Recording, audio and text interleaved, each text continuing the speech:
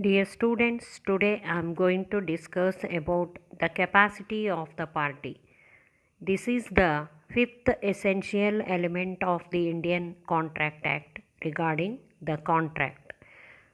This is the fifth essential element of the valid contract.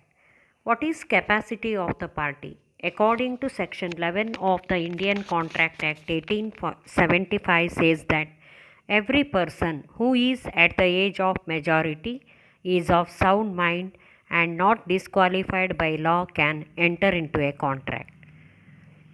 Then who is a minor? Minor is a person who has not attained the age of 18. Contract with a minor is absolutely void. Minor is not a competent person to enter into a contract. What is a law relating to minor agreement? First one, it is declared as void. A contract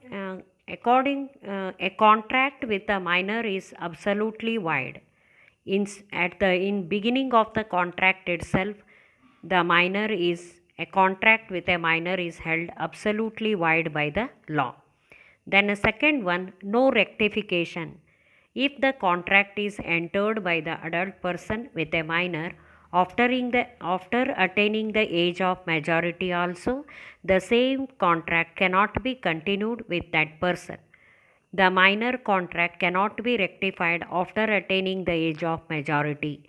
If they want to contract with the same person, and new contract must be entered by the parties. Then a third one, no estoppel.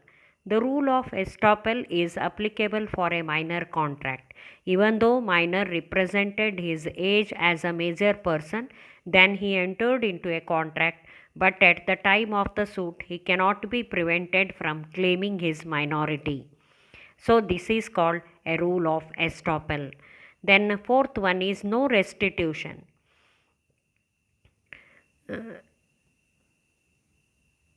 The Contract Act never give an opportunity to the minor person to cheat anybody by claiming his minority. The rule of restitution is applicable. Then they can restore the property purchased by the minor, or minor is held liable for the necessaries supplied to him. Then fifth one, minor can become a beneficiary. Minor is not a qualified person to enter into a contract, but he can be a beneficiary in all types of contract. Whether minor can become a partner in a partnership firm.